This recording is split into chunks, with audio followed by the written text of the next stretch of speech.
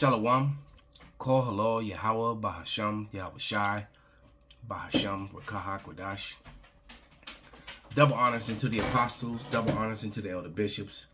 Salutations to all my fellow laborers doing this work in truth and sincerity, risking their lives and their freedom to do so, now more so than ever. The 144,000 and the scattered elect that are scattered around the four corners of the earth, that be like unto the speckled bird, the Israelite foreigners among the heathen that look like those heathen. And to the few Akwaf that are listening and learning, to you I say Shalom. This is your brother Malcolm from the branch of the Great Millstone here in Chicago, coming at you with another lesson. And I pray this lesson be edifying and eye-opening. This was a video that our beloved Apostle Aramlab sent to me yesterday. And, and I prayed about it. The Spirit was, got on me today to do it. I wanted to do it last night, but, it just wasn't working out.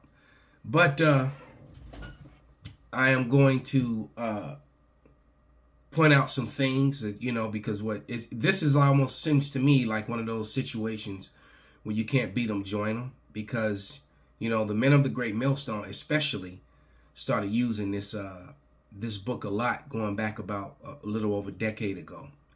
And they actually, and I bought this book in 2008. I ordered this book, and I think I paid about anywhere between 20 to 30 bucks for it. If I remember correctly, it was probably somewhere around there. It was definitely under 30 bucks. But I've seen this book as high as $32,000. So they really wanted to put a lid on this book and this information. And even though he proves beyond a shadow of a doubt that the Edomites are still here, but then they also are going to throw a lot of things in there that are not true. And they also, in the book, Who is Esau Edom, also showcases something that I point out all the time, that there is a war between Judaism and Christianity that people like Vocab Malone, Apologists, try to ignore as if it's not going on. Because what you have is a portion of Edom, the white Christians, all right, so-called. There's no such thing as white people.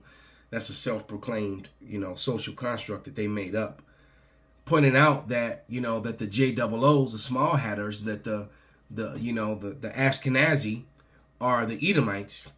But then you also have the rabbis pointed out that Christianity, white Christendom is Esav, as they call it. All right.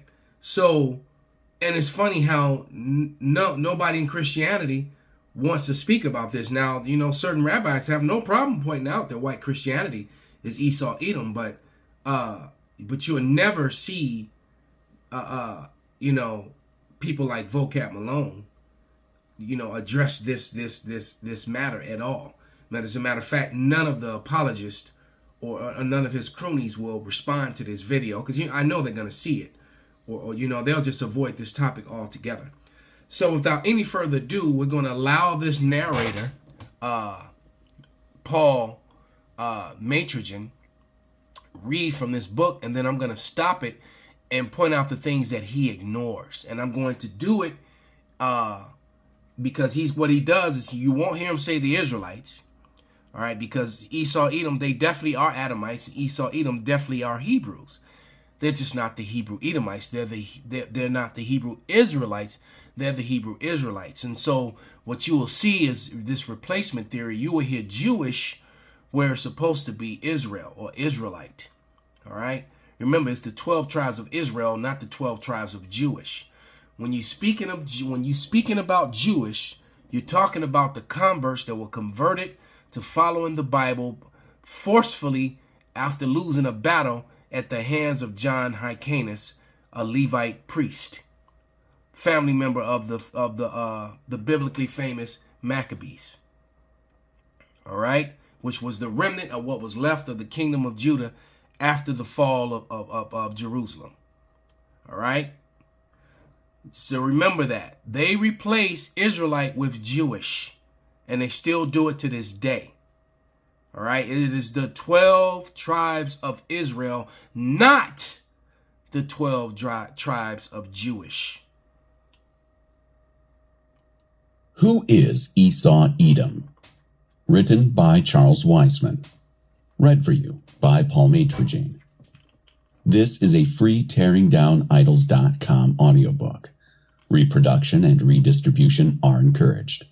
For more free reading and listening material, please visit TearingDownIdols.com. Chapter 1. The Legacy of Esau Edom. To help answer the question of who is Esau Edom, the first necessary step is to examine the racial and genealogical history of Esau and his descendants. Life and history of Esau. Esau was the firstborn of Isaac, and thus was heir to the birthright derived from the direct racial lineage of Adam to Noah to Abraham. Thus, Esau was racially an Adamite, a Semite, and a Hebrew, the racial stock of the white race. And that would be true. Now, what he just tried to say is that the Adam was a so-called white man. So you have to ask, well, how did Adam have, a so-called black son if he was a so-called white man? Because physically, to this day, white people cannot produce melanated children. However, melanated people can produce pale children. So that's your first lie. Your first disingenuous, misleading statement. All right? So that is a lie. Adam means from the ground. It does not mean red. There are not two sets of white people. Okay? As some of them like to teach, this whole Japhet is the white man too thing. No. There isn't two sets of white people. Japhet was a melanated people as well. All the sons of that came out of Noah were men of color. Esau Edom was the first to come out red. All right? Like rednecks. You think of the Confederate flag. Well, it's not just their necks that are red. Their cheeks, their faces, their hands, their bodies. All right? The so-called, the red man. That's what he really is. Native Americans were brown. All right? Just as Esau despised his birthright, Genesis 25, verse 34, when he sold it to Jacob, he also despised his race by marrying strange women outside of his race. Esau married the daughters of Canaan, or Canaanites. Now let's stop right there. And we'll jump to this book here, The History and Treasures of Egypt.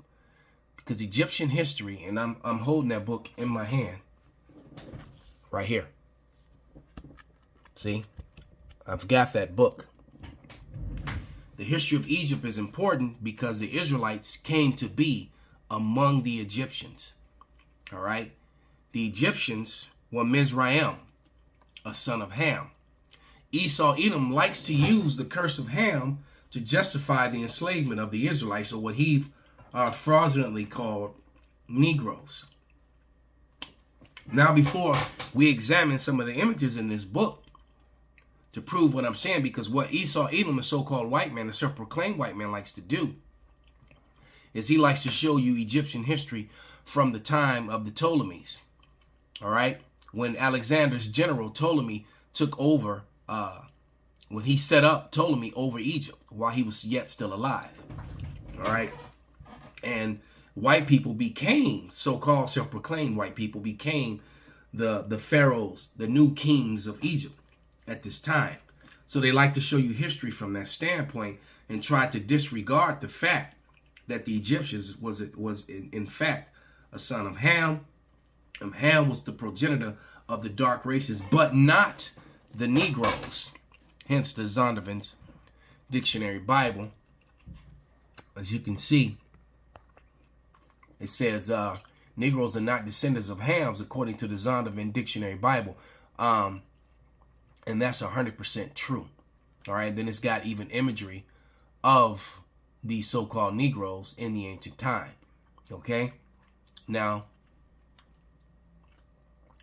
Ham, perhaps Hot, the youngest son of Noah, born probably about 96 years before the flood, one of 8 persons to live through the flood, he became the progenitor of the dark races, not the Negroes, all right, but the Egyptians, Ethiopians, Libyans, and Canaanites, all right. In his indecency when his father lay drunken, well, we don't even have to go there. But Canaan got cursed, all right? And so they love to use this so-called curse of Ham against Canaan to justify the Negroes going into slavery and try to suggest that the Negroes are Canaanites. But guess what? The Canaanites occupy all of the land of Israel and everything in the north of Africa, all the way up to where outside of the part where Mizraim was in Egypt, but everything north of there and east of there was occupied by Canaan, the brother of Mizraim. All of the land of Israel and everything above it, all the way up into Assyria and into Iraq, were these dark-fleshed Canaanites. So let's look at what these people look like. I'm just going to go into some of the images in this book. And you have to remember, hey, Shalom, beloved, I'm right in the middle of a lesson, brother. Let me hit you back. All right, Shalom. If it wasn't him, I wouldn't even answer it. Let me turn this ring off now, but I'll hit that brother back as soon as I'm done here.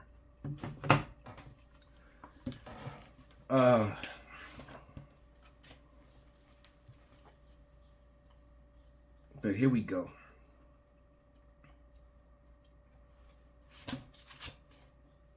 What's my first page?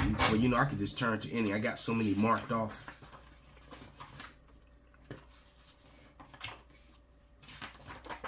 But here we go. This is just page 3. These are not sub-Saharan. As a matter of fact, everyone in Africa, all right, were Hamites. They try to make it like the north of Africa was a different stock, all right? But that's an Edomite lie. That's them trying to adjust history. Once again, they're trying to adjust history from the time of, from the time of Ptolemies. And these are the armies of Philistia. This is who King David fought. He fought a people that looked similar to him. All right.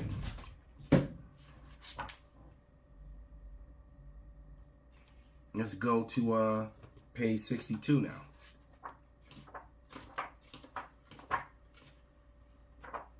And matter of fact, let's go back so you can see this is the book that we're in. Them trying to destroy, these perfectly preserved statues, but they tried to destroy the nose and the lips to hide the features.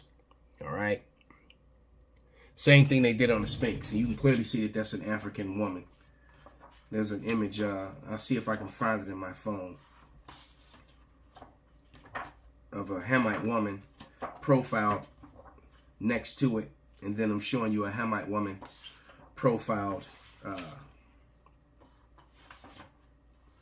But yeah, here. And here were the Israelites in slavery building the pyramids. All right, you don't see Benjamin Milkowski, also known as Netanyahu, where, you don't see his people. This is page 62. All right. Those are the Hebrews slaves amongst the Egyptians building the pyramids. You can see the pyramids on the bottom. All right. That's what you're looking at. As a matter of fact, let's get a scripture. This is because you don't even have to go deep into this video. I mean, I'm a minute in, and look how we're destroying their lives. All right. Maybe this will end up being a multi-part series. And I could probably get 5 videos out of the first 5 minutes of this man talking, and with receipts. to prove all points. But this is both scriptural receipts and ancient relics, which works against Esau Edom, because Esau Edom is a liar and he's fabricated history. All right, and you know, people like Vocab Malone, they got no answers for this. This is Jeremiah 14:2. Judah mourneth in the gates thereof language, they are black unto the ground. So he tries to go into that they are mourning, but is also speaking about them being physically dark like the ground. That you can't deny either. The cry of Jerusalem has gone up, and then why in the JPS and all the newer versions of the Bible that they remove, they are black unto the ground? Why do they have to go and remove that? But guess what? The relics show forth it. You know, that's Psalms 85:11. That the earth should, matter of fact, let me just, let's just go to it. I mean, I quoted it, but I may as well read it. It says, truths shall spring out of the earth, and righteousness shall look down from heaven. So the relics that were left behind, you know, tell a different story, a different narrative of what the controlled false narrative of so-called white people, self-proclaimed white people. You know, remember whiteness and blackness, because these people are swarthy. Whiteness and blackness are social constructs fraudulently created by the so-called white man. These are Egyptian royalty. You can clearly see that these are not so-called white people. All right.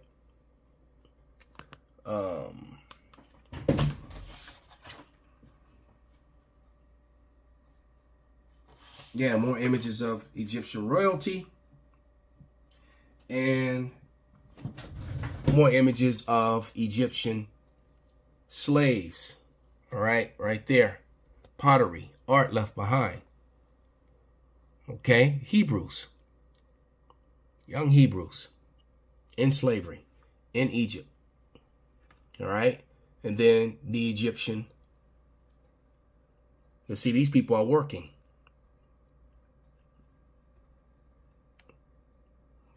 The Hebrews were forced to do all the labor. All right.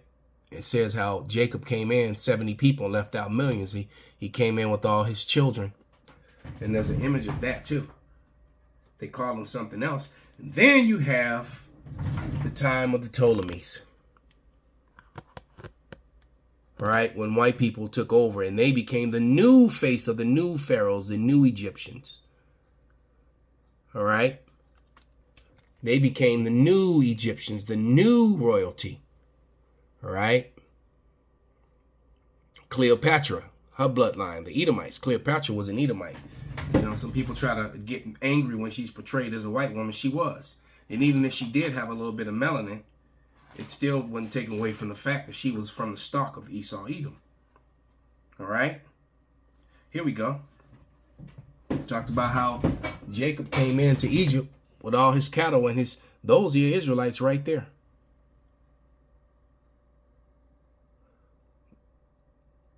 When Joseph's family came in with all their sheep and their goats. All right, and Joseph was dressed like an Egyptian. His brothers didn't even recognize him. Okay. So these are the citizens, the people of the land at the time, before the control of the so-called white man, before Esau Edom got his hands. All right, so let me see how far we are. Wow, I'm 1 minute and 30 seconds into this video. 1 minute and 30 seconds. All right, we'll let it go for about 30, 40 more seconds. I can see this is going to be a long series, and Esau Edom is going to be butthurt and mad. Vocab's really going to have a hard time with this one. Genesis 28, verse 6, 36, verse 2. The daughters of Hath, or Hittites. Genesis 26, verse 34. And he's giving scripture in reference to the fact that Esau kept marrying these Hamite, these women like you've just seen. And it wasn't because of their color of their skin, as they're really trying to hint at. They really make everything about color. It was because of their false gods and their ways, which is why, because he's saying this as if the Hebrew women weren't dark. Everyone was dark. except Esau. All right, Esau was born with the mark of Cain. All right, and the I have on the shelf behind me the complete works of Shakespeare. And if you and anyone can pick up a copy of this, I don't even have to show it. You can just do some research yourself. All right, convince how that scripture goes. A man must be convinced in his own mind. But when you pick up the complete works of Shakespeare and you go to the glossary and you look up the word Cain, it tells you colored red, which was also red is another way of saying white, so-called white people. All right, because when you look up newborns red, what you're gonna see? You're gonna see, so-called white people. Now let's remind you, this isn't a color thing, because some so-called white people are Hebrews, are Israelites. These white people are Hebrews automatically. You can't take that away from them. They're just not the right kind, according to the scriptures. They're the Hebrew Edomites, just like you have Hebrew Ammonites, Moabites, Elamites. There's a lot of Hebrews. All right, Hebrew Ishmaelites. So just saying that someone is a Hebrew, but we got it. Paul said, "Are they Hebrews? So am I. Are they Israelites? So am I." That's what we're talking about. The Hebrew Israelites, which this guy jumps right, and we're going to get to that portion. He jumps right from the talking about Esau being Adamites and of the stock of the so-called white people, which is true. But he tried to say that in a way that it insinuates that Adam was so-called white, which is a fraud, which is a lie. All right. But then he jumps right from, and he doesn't mention the Israelites at all, and jumps straight to Jewish. Jew and Jewish. All right. And there's a huge difference between being Jewish and being an Israelite. Remember, it's the 12 tribes of Israel, not the 12 tribes of Jewish. All right. And this guy, the parents of Esau didn't want him to be with those Hamites because of not because of the color of their skin, right? But because of their way of worship, their idolatry, their wickedness, all the weird, shit that they did. All right. That's what it was about. And that, so that, what was that? Ezra's, I believe, 9 and 7. That group of Hamites were the only, groups that he told them to stay away from for that reason. Let me see. Find that scripture, and then we'll wrap this up and just call this one part 1.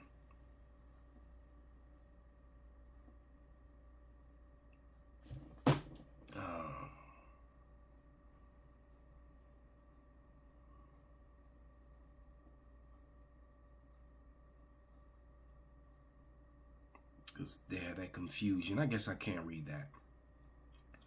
But this is Ezra's 9 and 7. Since the days of our fathers, we have been a great Salakia, since the days of our fathers have we been in a great trespass until this day. And for our iniquities we have our kings and our priests been delivered into the hands of the kings of the lands, to the sword, to the captivity, to a spoil, and to the confusion of face that it is to this day, meaning we've been laden in confusion. Not that we look different, because we used to use that scripture. That was an old breakdown. But it's not really talking about we look different. It's really talking about us being lost in the sauce, so to speak. All right. And the reason the Lord didn't want us to deal with these people was because of their following of idolatry, the alphabet lifestyles and all the weird shit that these people did. Hence the reason why Abraham was told to get from among his people. They were idolaters. They were messing with false gods and stuff like that. And the Hamites were heavy into that. Okay, they were heavy into that sort of thing. And the Lord wasn't with that, which is why he didn't want us to intermingle and intermix with these people. All right. Let's grab this one real quick. Make this the last scripture for this session. But this is Amos 9 and 7. And it reads, "Are ye not as the Ethiopians unto me, O children of Israel?" So once again, going back to, looking at the images of Mizraim and his brethren, the Hamites, all right? Are ye not, because Ethiopia is a are so-called black Africans. Are ye not as the children of the Ethiopians unto me, O children of Israel? Didn't say Jewish. Saith Yahawah, have not I brought up Israel? Didn't say Jewish. Out of the land of Egypt, and the Philistines from Captor, and the Syrians and Ker. Now, once again, going into this book.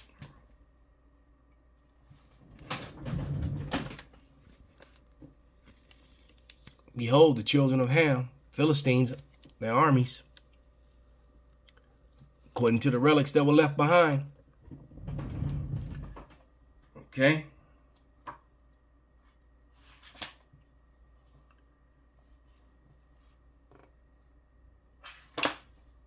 So, and let's get that definition again. One more time. Zondervan definition. Let's get another one. Definition of Ham. Well, you can't see that one as well. So we'll go back to this one again.